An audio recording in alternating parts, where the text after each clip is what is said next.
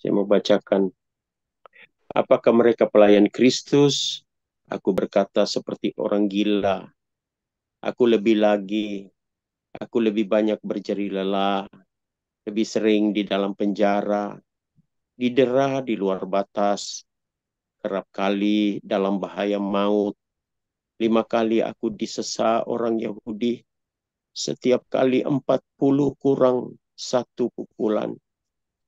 3 kali aku didera, 1 kali aku dilempari dengan batu. 3 kali mengalami karam kapal. Sehari semalam aku terkatung-katung di tengah laut. Dalam perjalananku, aku sering diancam bahaya banjir dan bahaya penyamun. Bahaya dari pihak orang-orang Yahudi dan dari pihak orang-orang bukan Yahudi. Bahaya di kota, bahaya di padang gurun, bahaya di tengah laut, dan bahaya dari pihak saudara-saudara palsu. Aku banyak berjeri lelah dan bekerja berat. Kerap kali aku tidak tidur, aku lapar dan dahaga. Kerap kali aku berpuasa, kedinginan dan tanpa pakaian. Dan dengan tidak menyebut banyak hal lain lagi, urusanku sehari-hari yaitu untuk memelihara semua jemaat-jemaat. Puji nama Tuhan, ya luar biasa ini, ya penderitaan saudara dan saya belum sebanding dengan apa yang dipikul oleh uh, Rasul Paulus ya. Maka saya memberi judul ini, Bu Bapak kekasih di dalam Tuhan, ya dampak dari proses. Dan tentunya kita melihat proses yang terjadi atas kehidupan Rasul Paulus yang begitu luar biasa, yang begitu sakit, ya. Dia berdampak kepada akhirnya menuliskan banyak kitab di perjanjian baru. Ini adalah hasil tulisan daripada Rasul Paulus. Mengajari kepada setiap kita bahwa kita harus berdampak dalam kehidupan ini. Bukan malah menjadi batu sandungan bagi sekeliling kita. Rasul Paulus memberikan contoh yang begitu luar biasa. Saya kalau membaca dan merenungkannya dengan baik ini, ternyata saya belum berapa yang saya alami dalam kehidupan ini dibanding dengan Rasul Paulus atau rasul-rasul yang lainnya. Kalau kita membaca sejarah mereka, pada umumnya mereka adalah mati dibunuh. Kita baru dicubit sedikit, terkadang sudah tersinggung begitu berat, lari dari persekutuan, lari dari gereja, keluar dari sana. Ya. Apa yang sudah kita buat Tuhan? Kita bisa periksa diri kita. Apa yang sudah kita buat Tuhan? Apakah selama ini lebih banyak menyakiti hati Tuhan? Dan kemungkinannya ya, daripada kita menjadi gambaran Tuhan dalam kehidupan. Ya. Maka dampak dari sebuah proses itu sebetulnya semakin kita intim, semakin kita sadar bahwa Tuhan itu begitu baik dan begitu sayang kepada kita. Bukan malah semakin sakit hati, semakin jauh daripada Tuhan. Kita tidak mau diproses. Kita tidak mau untuk mengerjakan keselamatan itu, memperbaiki karakter yang buruk dalam kehidupan kita. Saya mau katakan bahwa setiap kita berbeda-beda. Karakter bawaannya yang tidak bagus itu dalam hidup. Ya. Dan semua itu ada pada kita. Karena kenapa? Semua manusia telah jatuh di dalam dosa. Dilahirkan dari dalam dosa. Oleh karena dosa dari Adam sana. Maka kita perlu memperbaiki karakter kehidupan kita untuk supaya masuk dalam standarnya Tuhan. Dan itu dilakukan oleh Rasul Paulus. Kalau dulu di agamanya yang lama, agama Yahudi, dia juga mencari Tuhan dengan begitu menggebu-gebunya. Sehingga dia mau mendera, mau menyiksa, mau memenjarakan orang-orang yang pengikut Tuhan Yesus itu. Tetapi setelah dia merasakan, mengalami hidup di dalam Tuhan itu, dia siap memikul segala sesuatunya, termasuk yang tidak baik juga. Tetapi ingat baik, bahwa Rasul Paulus adalah orang yang berharga di mata Tuhan. Saudara dan saya juga adalah orang yang berharga di mata Tuhan. Ya, jadi bukan selalu penderitaan yang dialami, tetapi ada kemuliaan-kemuliaan yang sudah dia terima. Termasuk dikatakan pada suatu ketika dia berlayar di atas kapal dan kapal itu karam. Dan malaikat Tuhan datang kepada Rasul Paulus. Tadi malam Tuhan datang lewat malaikatnya kepadaku. Dan semua orang yang ada di atas kapal ini yang jumlahnya 276 orang. Selamat oleh karena engkau Rasul Paulus. Bukan oleh karena kaptennya. Bukan oleh karena hebatnya jurumudi membawa kapal. Tetapi karena engkau orang yang berharga di mataku. Amin Ibu Bapak kekasih. Ya. Kita juga mungkin mengalami penderitaan, tapi ingat baik, penderitaan yang saudara dan saya alami tidak sebanding dengan kemuliaan yang akan saudara dan saya terima. Itu dikatakan Rasul Paulus, dia sadar, dia tahu betapapun menderitanya hidupnya di dalam mengiring Tuhan, di dalam berjalan bersama-sama dengan Tuhan.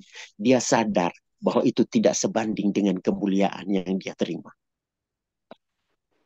Sadar sungguh. Tapi kalau kita baru dicubit sedikit, baru digosipkan sedikit, kita sudah menyala apinya, sumbunya pendek. Maka jangan berharap untuk kita bisa melihat kemuliaan-kemuliaan yang lebih hebat lagi terjadi atas kehidupan kita. Kita hanya sampai di titik yang terkecil. Ya. Kalau kita mau melihat hidup kita itu kuat di dalam Tuhan, maka siap-siaplah untuk mengalami proses. Bagaimana saudara dan saya tahu kalau kita kuat di dalam Tuhan, kalau kita tidak mengalami proses. Dan itu kita hadapi dalam kehidupan ini, bukan saja berbicara, Ibu Bapak kekasih.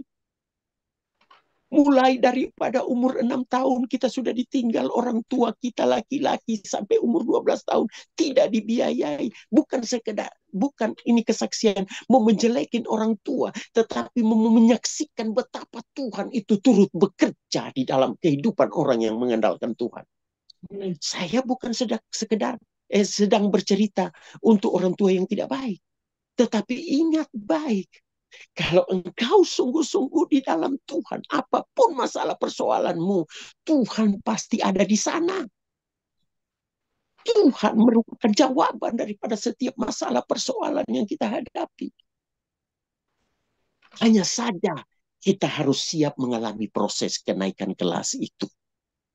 Saya berkata 2 hari lalu, bahwa surga itu ada tingkat-tingkatnya. Memang bukan perkataan saya, itu Alkitab-kitab Wahyu sudah menuliskan. Maka setiap kita yang masuk di dalam proses ujian, ada ujian yang mungkin kita ada masuk ke kelas SMP. Maka kita ada tingkatan SMP di sana, di tingkat berapa kita ada di surganya. Kan ada 12 tingkat kata firman Tuhan. Nah kemudian kita masuk lagi di dalam ujian untuk masuk SMA. Kita sudah ada di level yang lebih tinggi lagi. Demikian selanjutnya ke perguruan tinggi. Ya, kita masuk di sana. Maka kalau kita belum sampai SD kelas 6 aja sudah nggak mampu kita menghadapinya, maka kita ada di surga juga ya barangkali tempatnya paling rendah. Ya. Kita diperhadapkan semuanya di dalam proses untuk supaya, karena surga itu ada standarnya. Bukan sekedar menurut pemikiran kita. Pasti saya katakan itu ada standar.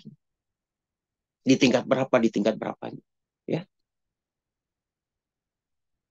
Maka Rasul Paulus di sini dikatakan ya, 5 kali aku disesa orang Yahudi. Setiap kali 40 kurang 1 pukulan. 3 kali aku didera, 1 kali aku dilempari dengan batu, 3 kali mengalami karam kapal. Saya menyaksikan beberapa waktu yang lalu. Saya aja orang kapal sudah berlayar 30 tahun, belum ada karam kapal sampai 3 kali. Ya. Tapi Rasul Paulus mengalami itu. Padahal dia hanya penumpang di sana karena memberitakan firman Tuhan. Ya. Banjir, lapar, haus, kedinginan. Sekali lagi, apa yang sudah kita perbuat untuk Tuhan? Kita bisa mengoreksi diri masing-masing kita. Apa yang sudah aku lakukan untuk bisa menyenangkan Tuhan? Sadari sungguh itu. Apakah selama ini hanya keluh kesah? Kita mengalami proses. Tadi saya sudah katakan awal. 6 tahun ditinggal orang tua laki-laki. Harus hidup sangat-sangat menderita. Dibesarkan oleh ubi kayu, ibu bapak kekasih, pisang. Ya, sampai merantau ke Jakarta umur 18 tahun. Hanya membawa ijazah SMP, tidak selesai STM-nya. Tapi Tuhan bawa terus karena ada ibu yang dengan setia berdoa untuk anaknya. Ya, ada orang tua yang setia berdoa untuk anak, yaitu ibu. Maka perlahan tapi pasti Tuhan angkat dengan juga kemauan kita untuk melakukan hal-hal yang berkenan di hadapan Tuhan. Walaupun memang pernah jatuh bangun dalam kehidupan, tetapi hati itu masih tetap terpaut dengan Tuhan. Dan tidak gampang ibu bapak kekasih di dalam Tuhan. Apa maksud Tuhan sampai karam kapal di Pulau Malta? Lihat, orang-orang yang di atas kapal 276 orang diselamatkan karena Rasul Paulus. Saya percaya bukan saja mereka diselamatkan tubuh jiwa, tetapi rohani mereka juga diselamatkan karena penginjilan Rasul Paulus di atas kapal. Dia melihat, orang-orang di situ melihat kemuliaan Tuhan ada di dalam kehidupan Rasul Paulus. Bahkan pemimpin daerah yang di Pulau Malta itu mengundang Rasul Paulus untuk berbicara tentang keselamatan itu di dalam Yesus. Ya, itulah Tuhan punya rancangan rencana. Luar biasa. Ya. Kepala penjara bisa diselamatkan ketika mereka masuk di dalam penjara. Ya. Dan kita melihat hal-hal yang demikian terjadi juga saat-saat ini. Bapak Muhammad Kece masuk penjara. Dikasih jejeli sampai minta maaf. Kotoran manusia. Tetapi ada rencana dan rancangan Tuhan untuk orang-orang yang di penjara. Dia bisa memuji, memuliakan, mengarang lagu, menuliskan lagu. Sama halnya Rasul Paulus bisa menuliskan surat kepada jemaat di sana, jemaat di sini, jemaat di Efesus, di Filipi. Dari dalam penjara, ibu bapak kekasih di dalam Tuhan. Kita terkadang tubuh kita nggak di dalam penjara, ada di luar bebas. Untuk menyampaikan firman Tuhan saja kita nggak bisa.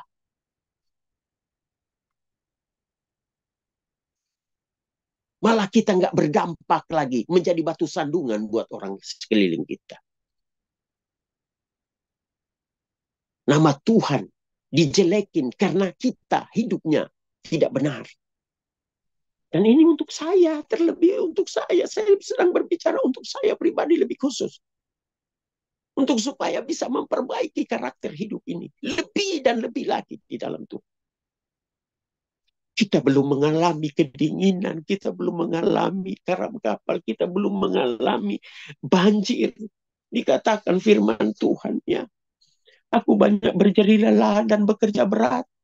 Lihat, Rasul Paulus adalah seorang yang pekerja berat juga. Dia bukan saja mengalami karam kapal, bukan saja mengalami haus, dahaga, lapar. Tetapi dia juga pekerja berat. Ini contoh buat saudara dan saya untuk hidup di zaman ini dia. Ya. Supaya kita berdampak. Proses yang diluaskan Tuhan terjadi atas kehidupan setiap kita. Biarlah kita menjadi semakin lebih berkenan di hadapan Tuhan.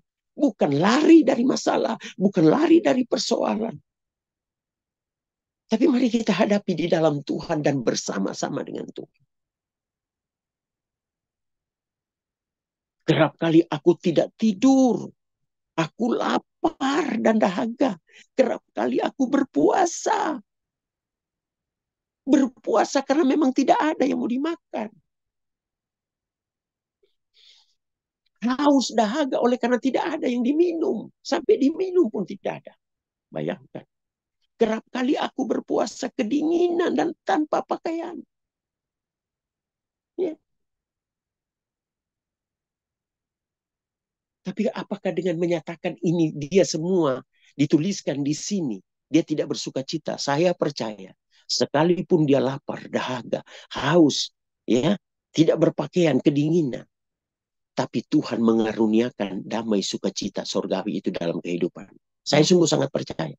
Karena sekalipun dia di dalam penjara, firman Tuhan berkata, maka Silas Paulus memuji Tuhan. Itu tandanya sekalipun ini diluaskan terjadi atas kehidupannya, dia tahu bahwa sumber sukacita damai sejahtera itu adalah Allah Yesus Kristus Tuhan. Maka sekalipun berat dilaluinya, dia masih punya sukacita damai sejahtera. Hal yang penting bukan harta benda yang banyak. Berbicara berkat itu bukan oleh karena kita enggak kelaparan, enggak kehausan, enggak keringinan. Berkat yang paling utama, sama-sama kita tahu, adalah damai sukacita surgawi daripada Allah Bapa di dalam Yesus Kristus. Itulah. Karena kita sudah melihat keberadaan dunia. Tidak sedikit orang yang kaya. Akhirnya putus asa, bunuh diri juga.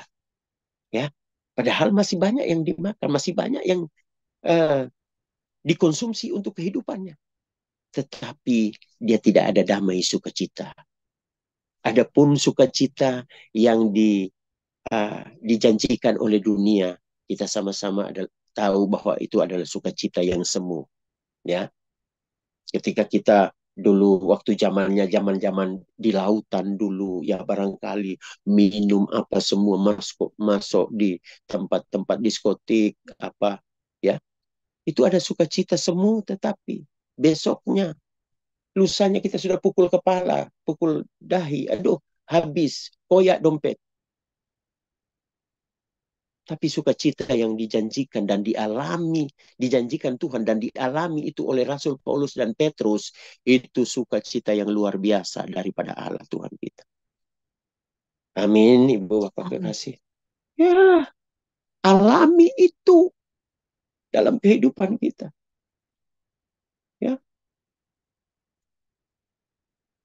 Kesungguhan kita dalam mengiring Tuhan itu menentukan sukacita itu di antaranya. Kesungguhan Rasul Paulus mengikut Tuhan itu yang menentukan juga, sekalipun dia dalam penderitaan, tetapi dia sungguh sadar penderitaan yang dia alami itu adalah penderitaan biasa. Ya, ujian-ujian yang biasa. Yang tidak melebihi kekuatan yang diberikan Tuhan kepadanya. Kita perlu sadar itu. Ya. Dari umur 6 tahun nanti datang orang tua laki-laki kita sudah umur 12 tahun.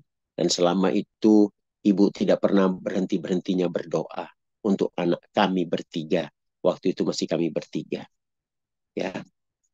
Orang tua laki-laki bukan memberi nafkah. Ini saya mau katakan, iblis itu tidak tunduk di bawah kaki kita, orang percaya. Ini kesaksian untuk mempermalukan setan itu. Bahwa dia tidak bisa berbuat apa-apa sepanjang kita melekat dengan Tuhan, orang tua kita. Itu jangan lupa terus berdoa untuk anak, cucu-cucu kita, tumpangkan tangan buat mereka, dan belajar supaya kita hidup kudus, supaya transfer spiritnya itu transfer spirit yang daripada Allah, bukan hidup kita hidup kacau balau, hidup tidak bagus, tidak benar di hadapan Tuhan, kemudian kita mau coba tumpangkan tangan kita kepada anak cucu kita, maka transferlah spirit kejahatan itu ke bawah. Tapi kalau kita hidup benar, maka anak-anak kita pastinya benar. Tapi kalaupun ada, itu diluaskan supaya kita semakin mengontrol diri, membereskan lagi hal-hal yang tidak benar. Karena ya hal-hal demikian diluaskan Tuhan terjadi atas kehidupan saudara di tengah-tengah keluarga kita. Pandang bahwa itu adalah pemberian diri saya, supaya saya semakin layak di hadapan Tuhan. Bukan berarti kita mandang dari sisi jahatnya, Tapi pandang dari sisi baiknya. Kalau Tuhan masih meloloskan, anak saya masih begini begitu, sementara saya sudah mau hidup kudus ini, berarti ada hal-hal yang Tuhan mau bereskan dalam hidup saudara dan saya. Amin. Ya, itu dia. Ya, mari kita lebih kuat. Dan dengan tidak menyebut banyak hal lain lagi, urusanku sehari-hari, yaitu untuk memelihara semua jemaat. Tujuannya adalah untuk hormat dan kemuliaan nama Tuhan. Penderitaan yang dilalui, yang dialami, yang diluaskan terjadi atas kehidupan Rasul Paulus, supaya dia bisa dilihat oleh umat yang dilayaninya, orang-orang yang memandangnya. Ya, jadi firman itu bukan lagi di mulutnya Rasul Paulus, tetapi dia hidup di dalamnya menjadi firman yang hidup. Ya, ada banyak hamba-hamba Tuhan, pelayan-pelayan Tuhan ngakunya bisa berdiri di belakang mimbar, menyampaikan firman Tuhan begitu indah, menguraikan kata kalimat, merangkai kata kalimat begitu hebat, tetapi ada banyak tidak hidup dari apa yang dia katakan.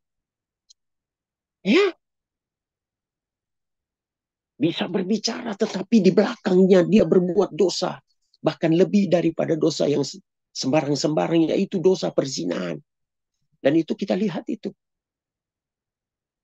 Kalau berbicara, malaikat pun sampai salut mendengarnya. Tapi kehidupannya tidak seperti apa yang dia sampaikan.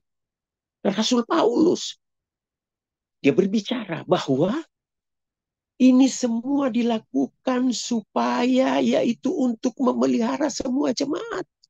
Dari karakter kehidupan yang dia jalani, dia menjadi gambaran daripada kebenaran firman Tuhan yang dia sampaikan. Ya, itu. Sekali lagi pertanyaannya. Apa yang sudah kita perbuat untuk bisa menyenangkan hati Tuhan? Jangan sampai hanya hal-hal sepele kita menjadi mengakar pahit kepada saudara kita, keluarga kita. Ya, kita diperhadapkan sekarang ini dengan masalah persoalan. Saya pribadi maksudnya dengan begitu berat. Tetapi saya percaya apapun yang dilakukan Tuhan sepanjang saya bersandar penuh kepada Dia. Baik itu baik atau tidak baik menurut saya. Tapi saya percaya itu yang Tuhan buat baik bagiku. Ya, kita tentunya tidak hanya berharap hal-hal yang baik menurut pikiran kita, menurut nalar kita, tetapi sekalipun itu tidak baik dilakukan, ya, diloaskan terjadi seperti halnya Rasul Paulus, tetapi ujung-ujungnya pasti membawa kebaikan. Ya, sakit memang, ya, sakit, divonis, tahu-tahu sudah, aduh, Bapak sudah ginjal stadium 4. Ya, mana stadium 1, mana stadium 2, stadium 3, tahu-tahu sudah stadium 4. Ya udah puji Tuhan lah. Ya, kalau memang itu diluaskan terjadi. Sebagaimana halnya Rasul Paulus bahwa ada duri di dalam dagingku. Tapi itu tidak akan membawa kematian, tetapi membawa kemuliaan bagi Tuhan. Ya. Apa dikatakan firman Tuhan? Penyakit itu tidak akan membawa kematian, tetapi membawa kepujian bagi Tuhan Yesus Kristus. Pekerjaan Allah. Jangan kita takut. Ya. Jangan kita takut. Apapun yang diluaskan Tuhan terjadi atas hidupmu, hidup saya. Semakinlah kita bersadar penuh kepada Tuhan. Sembari terus memperbaiki karakter kehidupan ini, mungkin ada hal-hal yang salah dalam kehidupan. Mungkin saya masih emosional, Tuhan. Saya mau belajar. Dengan diluaskannya orang cerewet ini datang kepadaku, supaya aku lebih mengatupkan mulut ini. Jangan sampai aku menjadi orang yang cerewet. Dengan datangnya orang ini mengacau balokan karena saya adalah orang emosional. Ya, Tuhan, berikan supaya aku tidak emosional lagi. Ini diluaskan Tuhan terjadi atas kehidupan saya. Diizinkan Tuhan terjadi atas kehidupan saya. Supaya saya belajar, jangan sampai emosi. Dengan adanya emosi dia, saya semakin redup, Tuhan. Dampak dari sebuah proses di dalam Tuhan adalah kemuliaan bagi nama Tuhan. Perbaikan diri terus, ya.